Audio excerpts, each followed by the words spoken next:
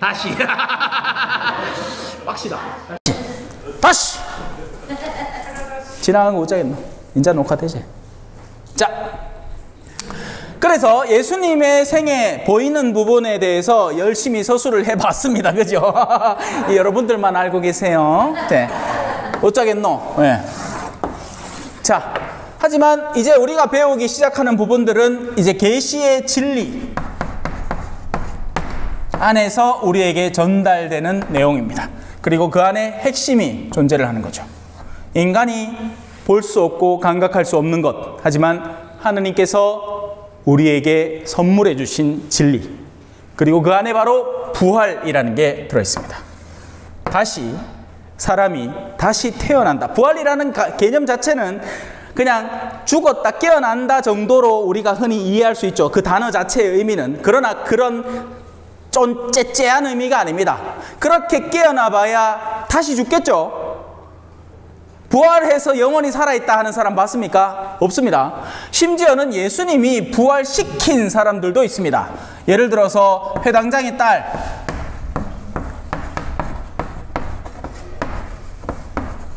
네. 탈리타 쿰이라는 말은 소녀야 일어나라 라고 예수님이 그 소녀에게 말을 해서 죽었던 회당장이 예수님한테 막 찾아온 거야.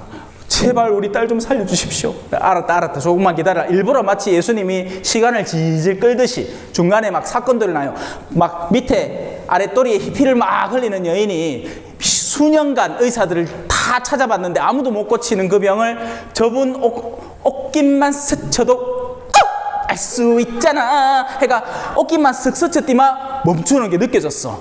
네. 그런 사건이 중간에 있었지만 최종적으로 회당장에게 누가 와서 얘기를 해줍니다. 당신 딸 죽었습니다. 이제 더 이상 저분 귀찮게 하지 맙시다 하는데 예수님이 가자, 걱정 마라, 너 보고 두려워하지 말라고 했지. 마치 죽음을 기다린다는 듯이, 기다렸다는 듯이, 그리고 이제 죽은 것이 확인되었으니 당신의 능력이 더 드러날 것처럼 그렇게 해서 그 소녀를 일으킵니다. 예, 부활의 하나의 예시인 거죠. 예시. 하지만 이건 완전한 부활이 아니에요. 그냥 죽었다가 깨어나는 게 부활이 아닙니다. 자, 라자로도 그랬습니다. 라자로, 예수님의 친구. 네. 그 친구도 죽은 지 사흘이 지났어요. 3일. 그래서 이 친구는 더더욱이 예수님의 부활의 예시가 되는 겁니다. 모든 것들은 너희에게 일어날, 제자들이 감각하고, 그러니까 예수님이 최종적으로 부활하게 될 때인데 그 부활을 준비시키기 위한 마음의 준비를 갖추기 위해서 가능한 일이다, 불가능하지 않다, 하느님께는 모든 것이 가능하다, 너희는 믿음 안에 머물러 있어라 하는 의미로 끊임없이 보여준 거예요. 중간에 뭐 과부의 아들도 살렸어요. 관을 메고 가는 아이를 살린 거예요. 예. 과부의 외아들이죠. 예. 그러니까 과부가 억시 슬퍼하지. 옛날에는 이 아들이라는 존재는 어마어마한 집안의 기둥이었거든. 우리나라도 옛날에 그랬어, 그죠? 인자 왔을 때 없어 그렇지. 지금은 딸이나 축하합니다. 지금 아들내미 아무짝에 쓸모도 없어. 전화도 잘 안 해. 자, 쓸데없는 얘기고 다시 돌아와서, 자, 그래서 이 보이지 않는 영역, 예수님의 생애는 관찰자가 존재를 했지만 이 부활에 대한 것들, 물론 부활도 관찰자는 있지만 부활이 진정으로 어떤 의미인지에 대해서는 이제 보이지 않는 영역에서 우리에게 본격적으로 계시되는 겁니다.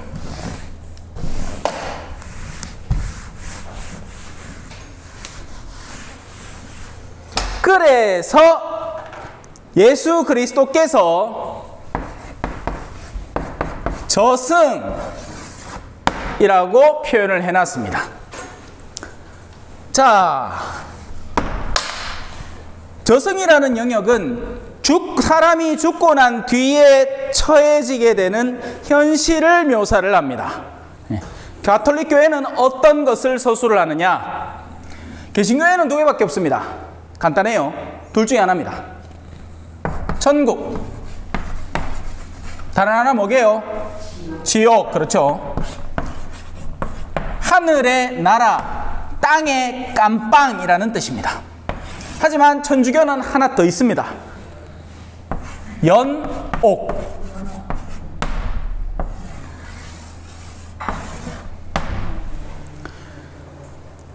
단련하는 과목,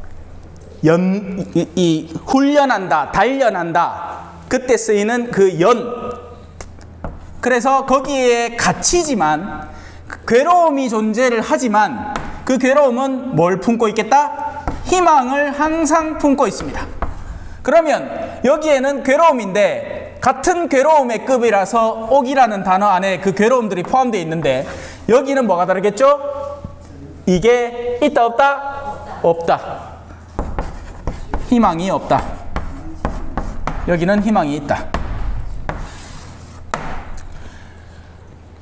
물론 성모님은 직천당하셨겠죠.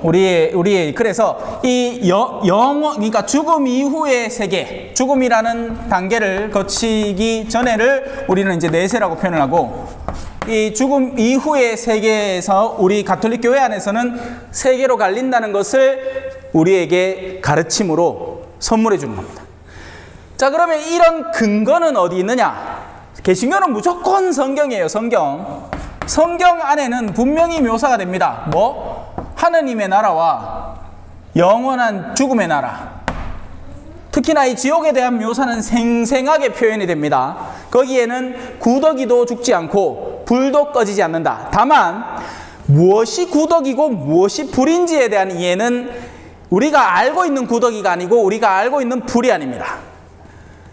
불이라는 것은 영혼, 자, 죽음을 통해서 여기에 뭐가 남죠? 육체가 남죠? 육체 가지고 갈 사람 있습니까? 아무도 못 가져갈 수 있었던 단 두 분은 성모님과 예수님 뿐입니다. 자, 근데 예수님도 당신의 육신을 이제 두고 가셨죠. 하지만 그 육신이 이제 부활 이후에 사라지고 그리고 다시 그 육신과 함께 부활하신 거고, 성모님은 육신과 함께 승천하셨다고 지난번에 배웠죠. 성모 몽소 승천이라고 배웠지 않습니까? 원죄에 물들지 않았기 때문에 이제 너무 떳떳하게 잠이 오는구나. 자, 그래서 자, 뭔 소리 해야 되노? 자, 뭘 설명하려고 했더라? 예? 직천당. 아, 그래. 성경이 묘사하는 영역은 여기까지입니다. 그리고 마카베오서에서 죽은 이들을 위해서 기도하는 것이 의미가 있다라는 서술을 통해서 연옥이라는 것에 대한 간접적 언급을 찾지만, 안타깝게도 개신교 성경은 몇 권? 66권. 가톨릭 성경은 구약 말입니다. 구약 73권. 아니, 잠깐만. 4627 더해서 73권. 이 중에서 개신교 성경은 몇 권이 빠져야 되죠? 7권이 빠지나? 그죠? 7권이 부족합니다. 네. 그래서 그 부족한 7권 중에 마카베오서가 포함이 되어 있습니다. 그들의 입장에서는 너희는 말도 안 된다는 소리를 하고 있는 거고, 자, 우리는 그러면 성경만으로 이것을 설명할 것이냐? 여기에서 성경에 대한 문제가 나옵니다. 이 성경이라는 책은 어떻게 쓰여졌고 어떻게 만들어졌는지 지난번에 넌지시 말씀을 드렸어요. 비블리아,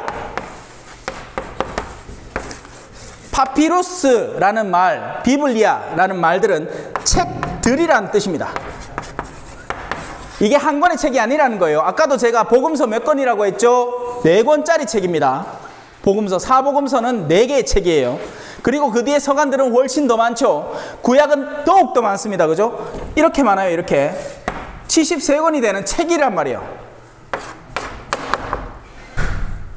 자, 그러면 그 책들은 어떻게 쓰여졌고 어떻게 완성되었느냐? 한 사람이 그냥 보자, 하느님 불러주소 쓸게 하고는 쫙 썼느냐? 아니라는 겁니다. 성령의 영감을 받아서, 우리가 성부, 성자, 성령이라고 하잖아요. 거룩한 영의 영감. 왜 불러? 뒤뜰에 매어놓은 병아리 한 쌍을 보아지 어째서. 자, 그런 영감이 아니고 영적인 감각, 깨달음, 이런 것들을 통해서 사람들, 성경 저자들이겠죠, 당연히.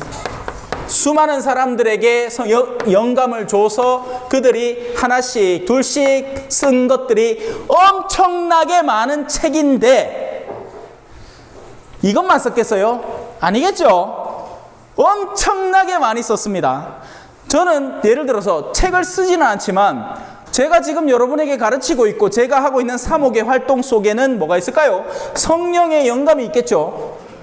현대에도 성경은 쓰여지고 있는 겁니다. 다만 그 쓰임이 채택되지 않을 뿐 당대에 수없이 많은 책들이 있었습니다. 하느님을 이야기하고 거룩한 이 민족에 대한 역사를 이야기하고 또 성인들의 삶을 이야기하는 수많은 책들이 있었어요. 복음서 중에서도 토마복음이라는 것도 있고 개신교에서는 도마복음이라고 합니다. 또 그 밖에도 여러 가지 위복음서, 그러니까 가짜 복음서들이 많았단 말이에요. 그게 이제 그러면 그걸 누가 선택했느냐, 이 문제가 도달을 하겠죠. 원래는 성경이 엄청 많았습니다. 그러면 그 많은 성경들을 누가 선별을 했느냐? 거기에서 바로 이게 나오는 겁니다. 거룩한 전통, 전승, 뭐라고 해도 돼요. 자, 성전이라는 겁니다. 거룩한 성전. 거기에서 성경이 선별된 거예요. 수많은 책들 속에. 그래서 성전, 우리의 삶이 여기에 포함되는 겁니다. 거룩한 삶의 전통, 전승. 그 안에서 나온 책들, 모인 책들이 성경입니다. 그러니 성경은 모든 세상에 대한 설명을 할 수 없습니다. 그 핵심을 짚어낼 뿐이죠.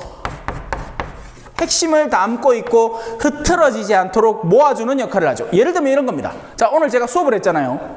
그러면 자, 어떤 역사가가 마신부가 11월 오늘 며칠이고 26일 날 수업한 내용을 정리해 봅시다.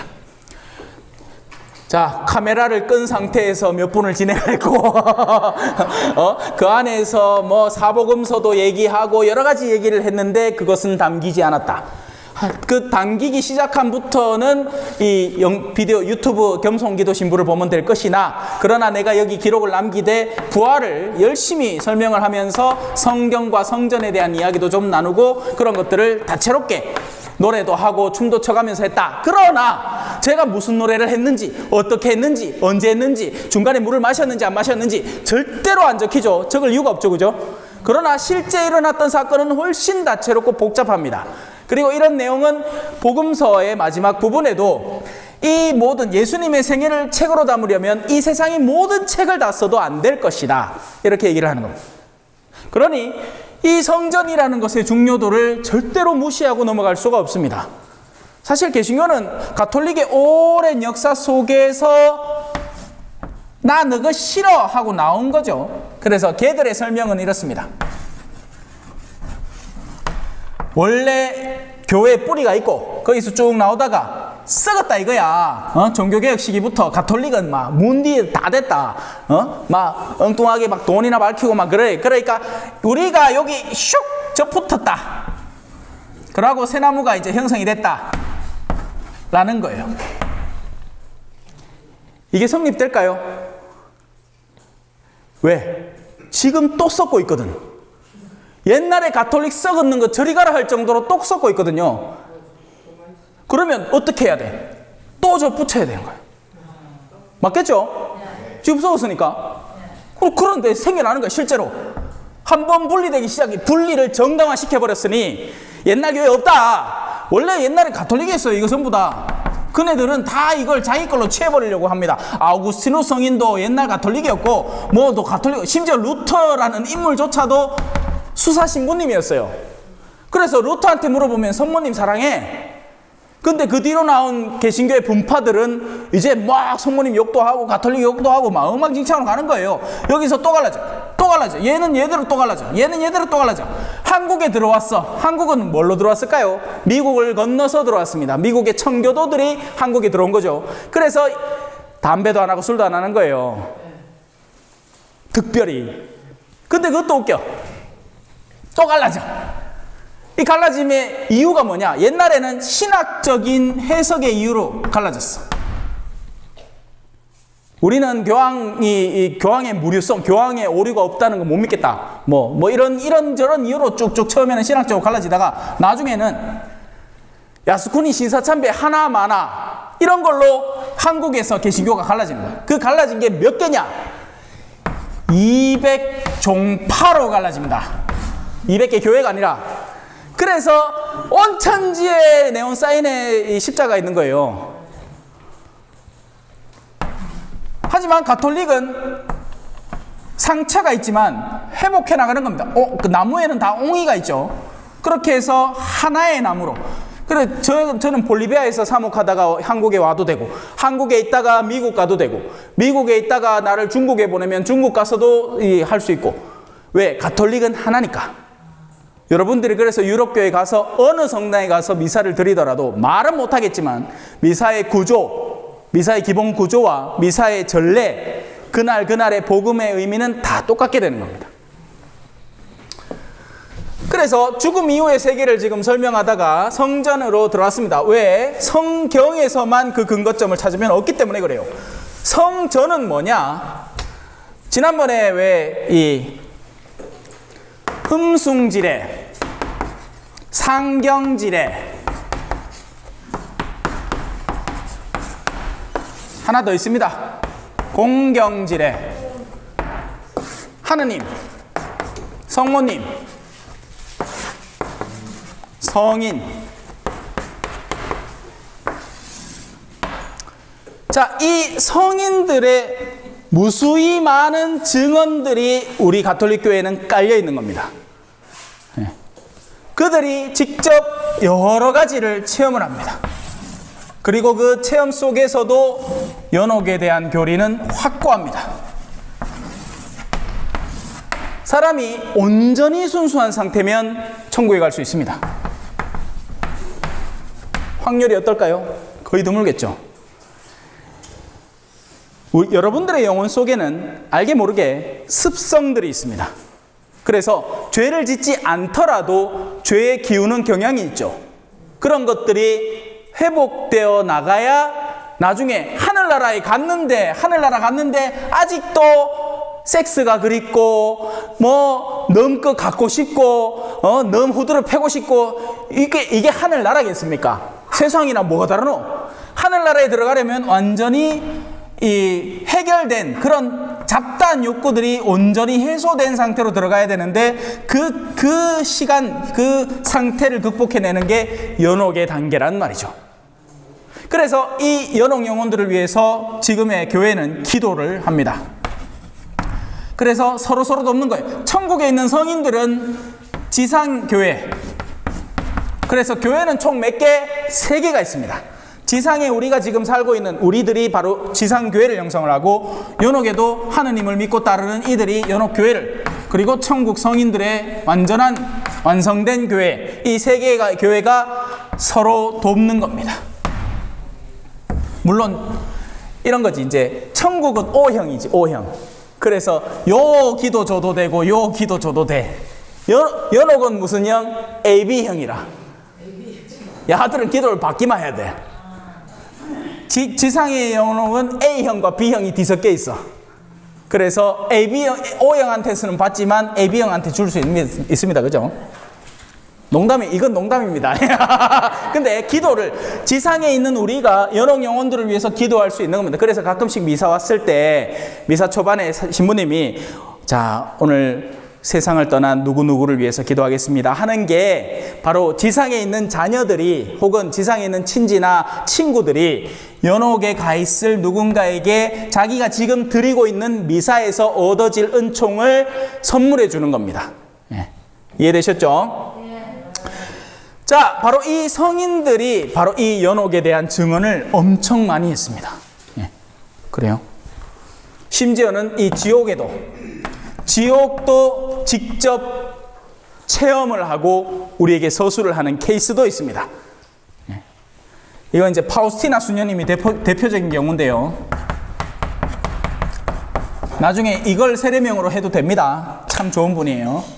자, 오늘 여기까지 하고 부활 이제 본격적으로 들어가 봅시다. 그래서 저승은 어디냐? 이거 얘기하려고 지금까지 설명했네. 뒤죽겠다. 자, 저승은 어디냐? 마차보이소. 어디겠습니까? 천국은 아니에요. 지옥 아닙니다. 지옥에 있는 영혼들은 희망이 더 이상 없기 때문에 지옥은 갈 필요가 없습니다. 그래서 연옥이라는 곳인데,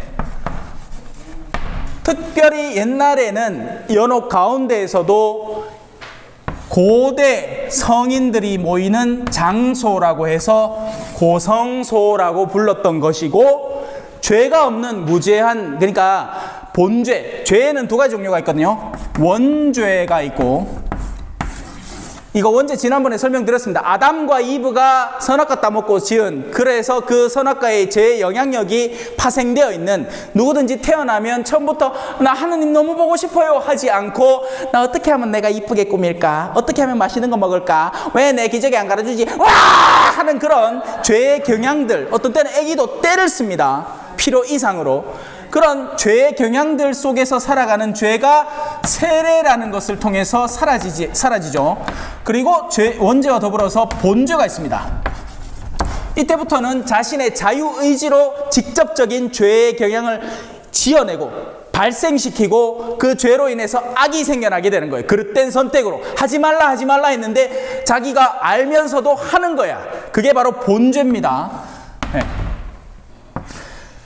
자, 고성소의 인물들은 옛날부터 있었던 성인들의 대열에 들어갈 사람들이 이 길이 안 뚫린 거야. 아직 천국으로 갈 길이 막혀 있는 거예요. 왜? 예수님이 내려와서 올라가면서 이걸 뚫어야 뚫어뻥이 되는데, 그래서 이 고성소에 모여 계셨던 겁니다. 그러니 예수님이 오셔서 돌아가시고 죽으시고 저승에 가셔서 사흘 만에 부활을 하신 거죠.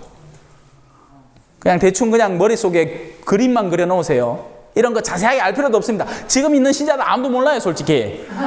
맞죠? 저 뒤에 앉아 계신 분들 몰라도 돼요.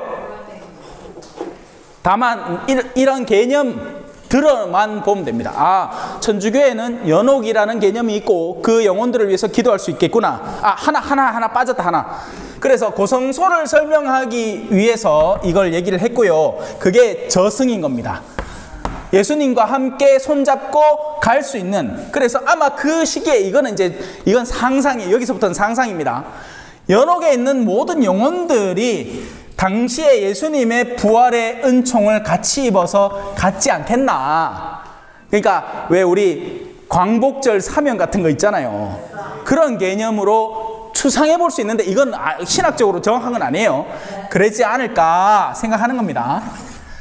하나 더 있습니다. 뭘까요? 림보라는 겁니다. 이건 젊은 분들이 이제 게임 이름도 림보라는 게 있어요. 네. 이건 애기들, 무죄한 애기들, 그러니까 죄를 짓지 않은 영혼들, 그래 본죄가 없는 원죄 상태에 있는 애기들이 낙태를 당하거나 살해당하거나 죽잖아요. 걔네들이 모여있는 곳이다 라고 알려져 왔으나, 최근에 이제 신학적 경향에서 이런 건 크게 의미가 없겠다 라고 지금은 이제 사라져가는 그런 개념입니다. 근데 교양으로 알아놓으시면, 그래서 연옥 가운데 한 부분이에요. 지옥은 아니에요. 림보라는 곳에는 이제 어린 아기들의 영혼이 흔히 들어있을 것이다. 그렇게 옛날부터 개념되어 왔었죠. 자, 이런 내용들은 그래서 전승을 통해서 성인들의 증언으로 우리에게 선물되는 것들이고, 또 수많은 신학자들이 이 영적 개념들도 수학과 비슷하거든요. 사실 철학이라는 건요, 저는 이렇게 개념합니다. 언어로 하는 수학. 그래서 논리학이 기본 바탕이 되는 거죠. A는 B다, B는 C다. 결론, A는 C다. 연역법 이런 거잖아요. 귀납법 이런 것들로 인해서 주제를 신적 재료들을 가지고 노는 게 신학을, 그러니까 신에 대한 것을 철학을 바탕으로 하는 게 신학입니다. 신학교에 들어가면 처음에는 이걸 배웁니다. 어떻게 논리적으로 사고하는가? 어떻게 오류에 빠지지 않는가? 어떻게 자가당착에 빠지지 않는가? 그리고 다음부터 신에 대한 요소를 배우기 시작을 하면서 철학, 지금까지 배운 철학을 바탕으로 학문적 전개를 해나가는 거죠.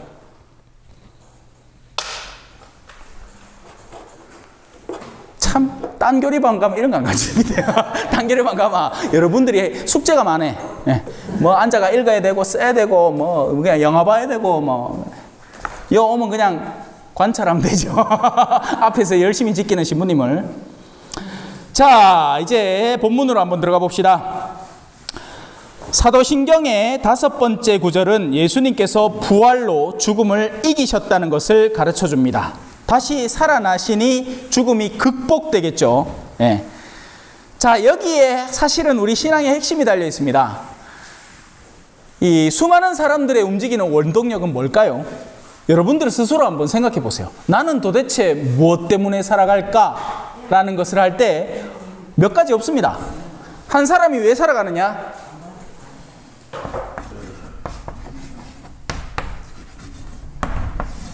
행복하고 싶어서.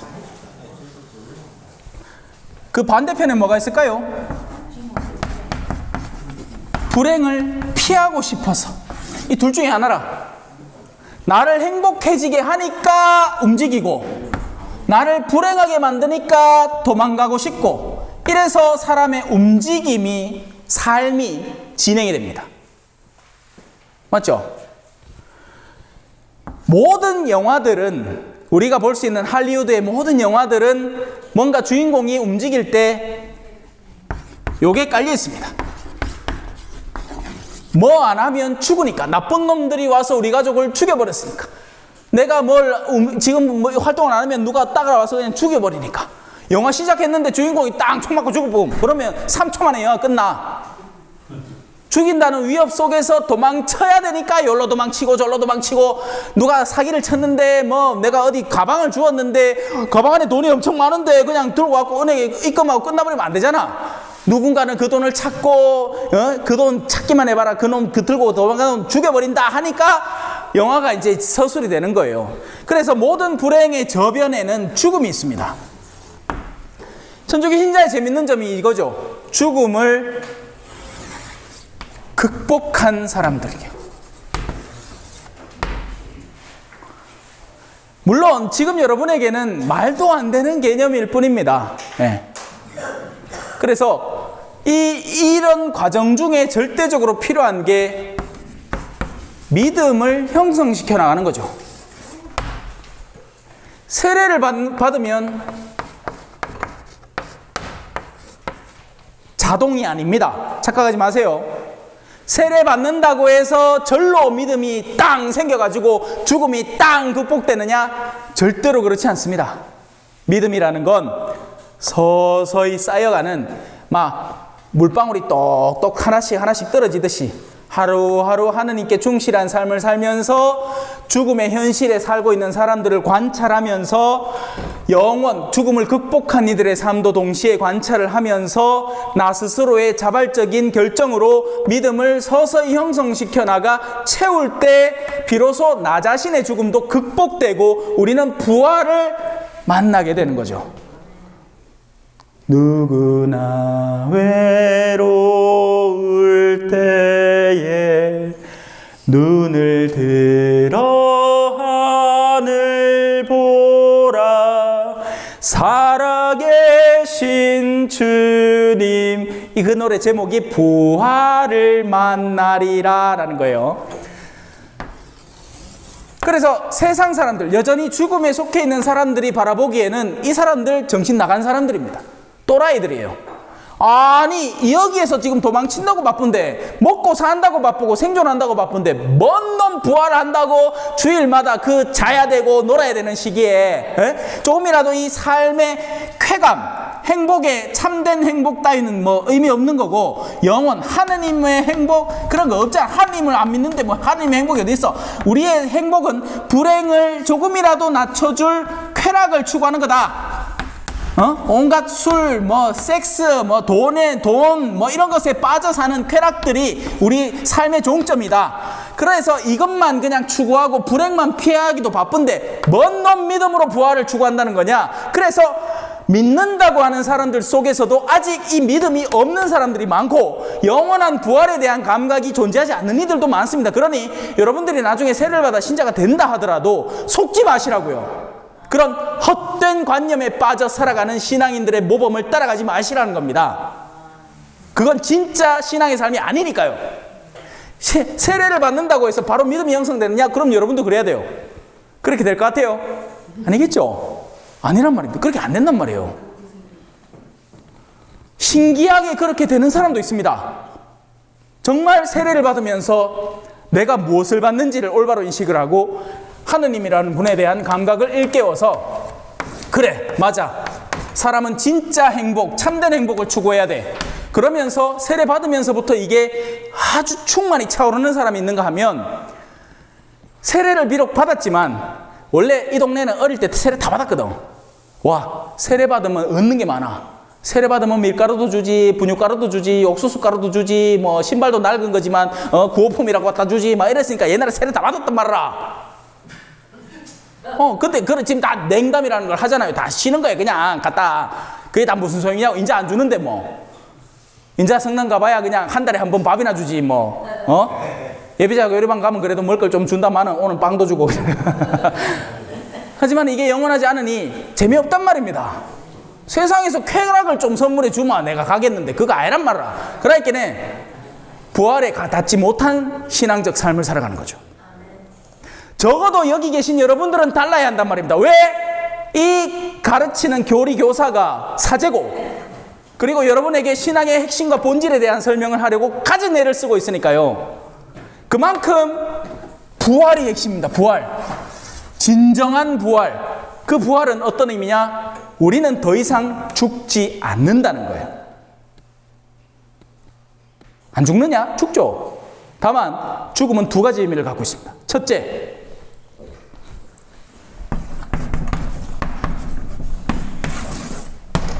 이거의 죽음입니다.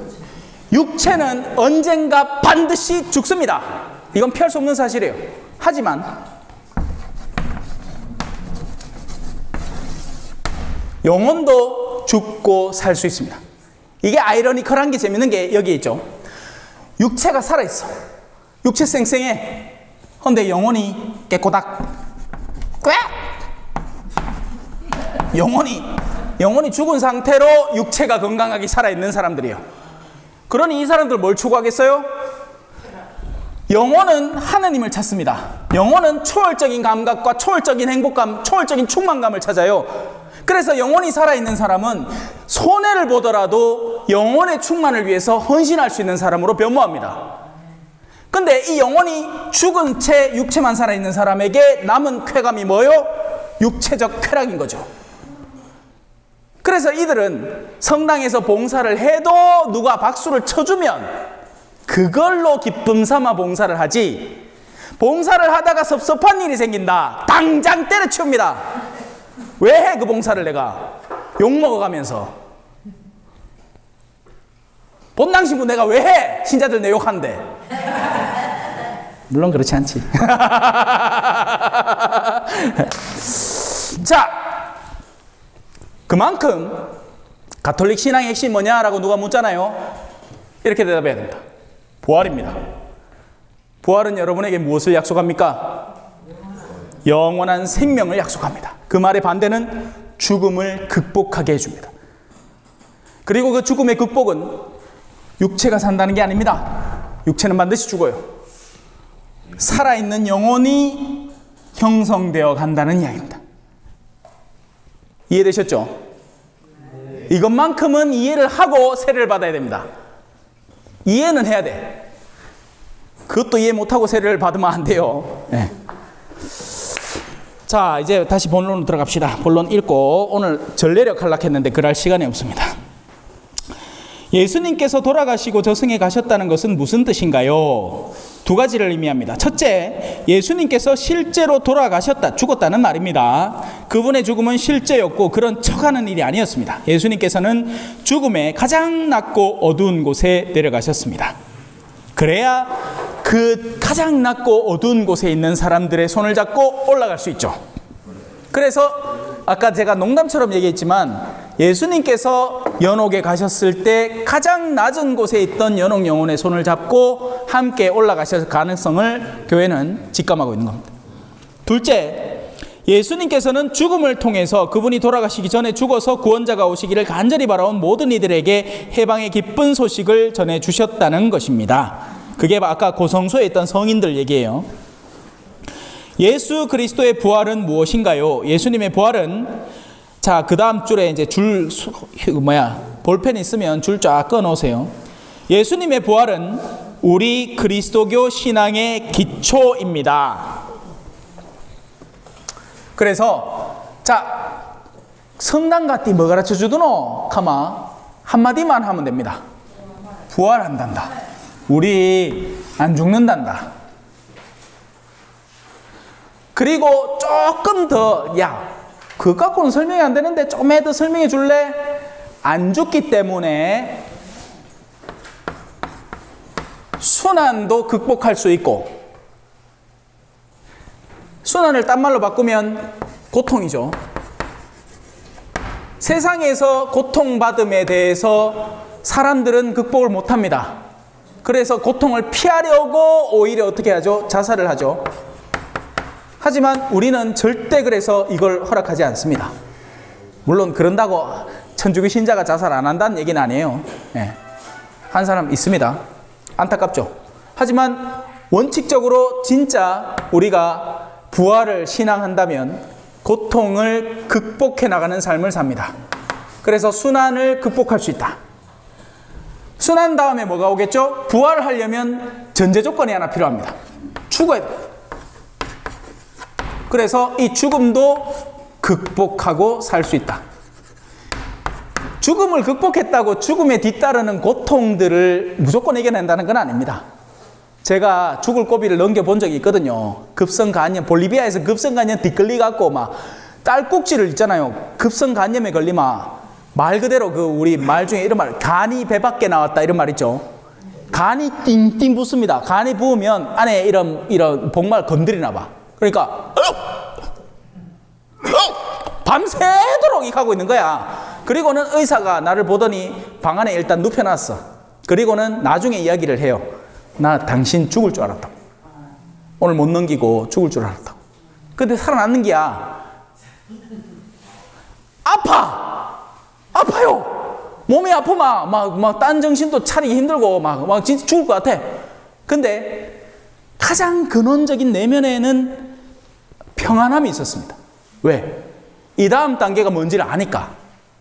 비록 내 육신은 이렇게 고통 속에서 마지막 신음을 뱉어내면서 견디고 있지만 죽더라도 이제는 그러면 내가 목적하던 분을 만날 수 있겠구나라는 희망의 기쁨이 같이 공존하는 거예요. 그런 게 없는 사람은 어떨까요? 두려워 죽겠죠. 사실 제가 웃겼던 게 고등학생 때 제 동기 고등학생 한 명이 인물도 좋아, 잘생겼어, 공부도 잘해. 근데 한 날 나한테 와 하는 거야. 그때 저는 이제 신학교를 준비하고 있는 예비 신학생이었거든요. 그 소문이 쫙 퍼졌어. 입맛이 무댄다는 소문이. 그래서 내한테 또 와갖고 이렇게 얘기하는 거예요. 야, 진우야, 나는 밤마다 잠들 때 무서워 죽겠다. 자다가 죽을까봐, 다음날 못 일어날까봐. 저는 그 말을 들으면서도 이해가 안 가는 거예요. 응? 죽으면 하느님 만나러 가면 되지 않나? 근데 그 친구한테 그게 없는 거예요. 그게 텅 비어 있는 거야. 죽으면 그 순간 모든 게 그냥 아무것도 없는 걸로 개념되는 거예요. 그 친구에게는. 아니에요. 우린 그렇지 않습니다. 우리는 하느님 만나러 갈 거예요. 그래서 죽음 극복할 수 있습니다. 적어도 저한테 배운 분들은 요걸 알고 계셔야 돼. 자, 부활은 그분께서 죽음을 이기시고 무덤에서 일어나셨다는 것을 의미합니다. 성부께서 예수님을 성령의 힘으로 부활시키셨습니다. 예수님께서는 살아계시고 이제는 죽지 않으십니다. 그래요. 진정한 부활은 영원한 생명을 의미하기 때문에 다시는 죽지 않습니다. 주님은 언제 부활하셨나요? 예수님께서는 돌아가시고 난 후 세 번째 날, 그래서 사흘날이라고 하는 거예요. 이게 시간 개념이 재밌습니다.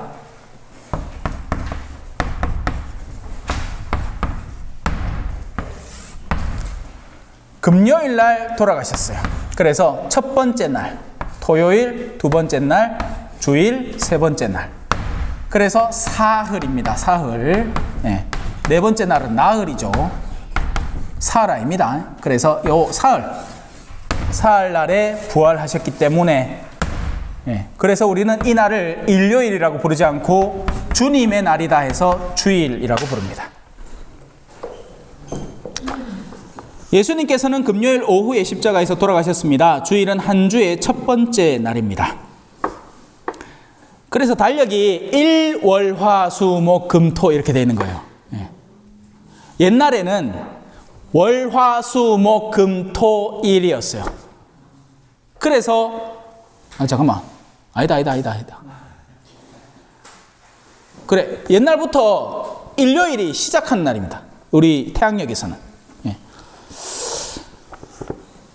제가 얘기했던 옛날에는 유다인들이 자기들의 기념일을 언제로 정했느냐?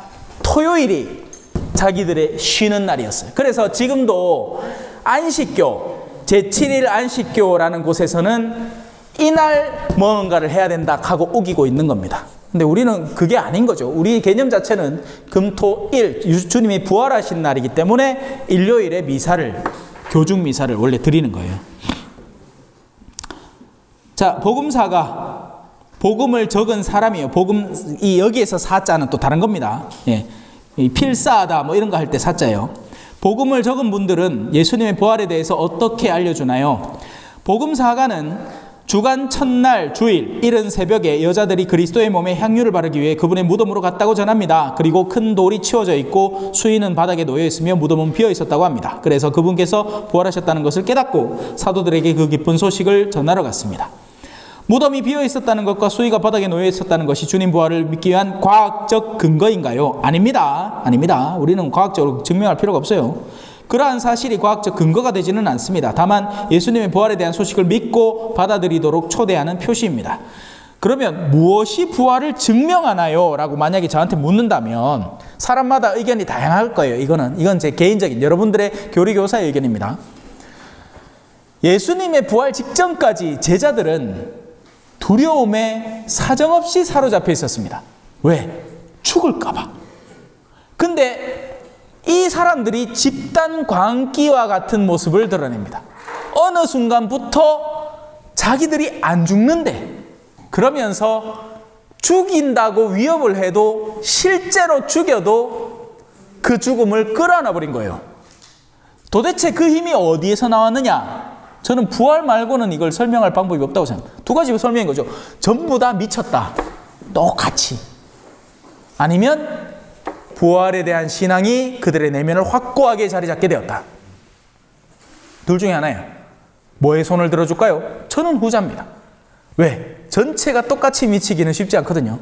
그리고 이런 일들은 그때 그 당시에만 일어났던 게 아니라 우리나라에서도 일어났어요. 그래서 우리나라의 가톨릭 성지가 그렇게 많은 겁니다. 왜? 이 사람들이 죽인다 했거든. 야, 니 천주교 믿지 마. 천주교 믿으면 죽일 뿐데. 아이고, 사또 어르신요. 어르신이 우리 고을에 수령이시듯이 또 이 나라에 임금님이 계시듯이 온 세상을 창조하신 분도 계시지 않겠습니까? 그러니까네 저를 죽여도 어쩔 수 없습니다 라고 일자무식한 할머니가 그걸 사또 앞에서 글도 못 배운 사람이 그 자기가 갖고 있는 믿음의 근거를 확고하고 명료한 표현으로 설명을 해내는 겁니다. 그게 신앙의 힘이고 믿음의 힘인 거죠. 질문. 지금 시간 지나가면 질문 없습니다. 할 기회도 없습니다. 그리고 다음 주에는 교리가 없습니다. 다음 주에는 제가 다른 성당에 특강을 하러 가야 돼서 신부님 한 분을 초청을 했고 그분이 미사는 드리지만 교리는 못해서 다음 주에는 교리가 없습니다. 휴가. 여러분들 휴가. 쉬시 있어. 네, 축하합니다. 네, 한 주 빠지면 좋죠, 그죠? 네, 그래요. 네, 질문하십시오. 연옥에 가게 된 사람도 네.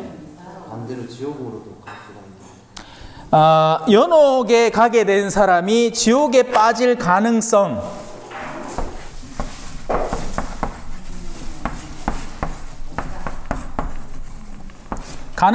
열려 있지만 연옥에 처해 있는 자신의 현실을 감각하는 사람이 그 지옥이라는 곳에 가기는 쉽지 않을 겁니다. 이거는 답은 없습니다. 뭐라고 교리가 설명하거나 이러진 않아요. 하지만 연옥에 있는 영혼들은 희망을 항상 간직하고 있기에, 그리고 죽을 죄, 이거는 이제 대죄라고 흔히 우리가 이제 전통적으로 표현하는 그 죄에서는 해방되어 있는 사람이고, 기본적으로 하느님에 대한 감각이 살아있기 때문에 이들이 지옥에 갈 가능성은 영에 수렴한다라고 표현할 수는 있지만 가능성은 열려는 있죠. 예. 그래요. 하지만 아무도 안 갈 겁니다. 예. 자기가 이미 삶의 영역에서 그쪽으로 넘어갔어. 그리고는 온기를 찾기 시작할 거예요. 예. 그래서 그 더 차가운 곳으로 내려간다? 그곳을 가기를 원하기나 할까? 절대 그렇지 않을 겁니다. 자기에게 남아있는 마지막 희망의 끈을 쥐고 어떻게든 올라가려고 애를 쓰는 상황으로 변모하겠죠. 예. 연옥에서 네. 천국으로 올라가는 방법은 어떤 것들이 있나요? 이건 여기서부터는요, 이제 정교리 밖의 범주입니다. 네. 연옥에서 천국으로 가는 방법은, 가장 확실하고 빠른 방법은, 사실 연옥의 그 어떤 영혼도 상승의 힘을 무한대로 낼 수 없습니다. 그러니까 내가 하늘을 날 수 있습니까? 못 날죠. 근데 비행기를 타면 되죠. 은총이라는 비행기를 타면 됩니다. 그리고 이 은총은 어떻게 우리에게 다가올 것인가? 아직 지상에 남아있는 이들의 기도의 선물로 가능해집니다. 그래서 가끔씩 성인들의 증언을 들어보면 연옥에 있던 영혼들이 성인들을 찾아와서 제발 날 한 번만 미사 중에 기억해 주게.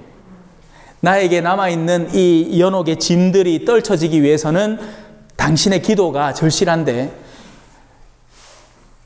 미사를 한 번만 드려주더라도 내가 그 짐을 덜고 이제 들어갈 수 있게 되었네 라는 증언들을 하는 영혼들이, 연옥 영혼들이 등장을 합니다. 그래서 은총이 기대야 되고 지상에 남아있는 영혼들의 기억에 기대야 되는데 제일 좋은 방법은 뭘까요? 자식들을 잘 가르쳐 놓는 겁니다. 근데 이게 더 웃긴 게 뭐냐? 현대에 실제로 일어나고 있는 상황인데요. 부모님들은 신앙이 있는데 자식들은 오히려 신앙에서 훨씬 더 멀어져 버렸습니다. 아무도 기억해 주지 않을 거예요. 저한테 잘 비노해서 제가 기억할게요. 근데 저도 한계가 있겠죠. 그러니까 이게 누가 그냥 기억해 달라 해서 기억을 하는 게 아니라 친교입니다. 친교, 관계. 네, 그 사람 안다. 이럴 때 그 사람 돌아가셨는데 뭐 천국 갔겠지. 그래도 혹시 모르니까 뭐 기도를 한번 선물해 드리지. 이럴 수 있는 친교가 형성돼 있으면 괜찮은데 그냥 대놓고 그냥 뭐 어디 갔다 기도해 달라고 그 기도가 무조건 다 되는 게 아니라 뭘 통해서 오겠어요? 그 은총의 통로가 인간 사이의 관계와 친교를 통해서 이루어지는 겁니다. 영혼들은 그렇게 유대관계를 맺으니까요. 그래서 은총에 절대적으로 기대해야 됩니다. 걱정 마세요, 총 회장님. 내 기억해 줄게.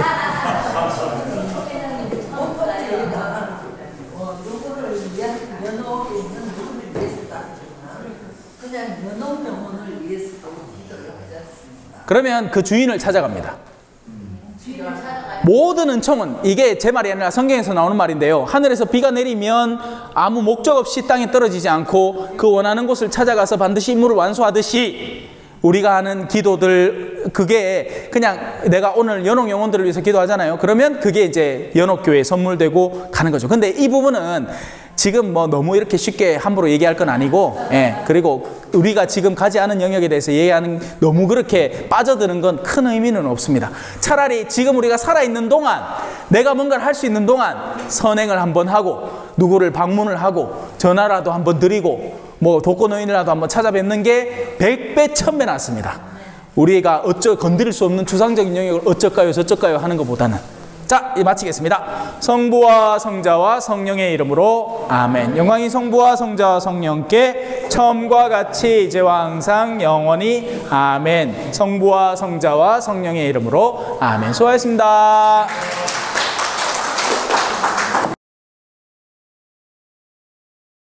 우리가 충분히 관계를 형성을 하고 내가 그 동물들이 내가 가는 곳에 함께 머무르기를 원한다면 그 사람의 인격성을 통해서 충분히 갈 가능성이 있어요. 왜?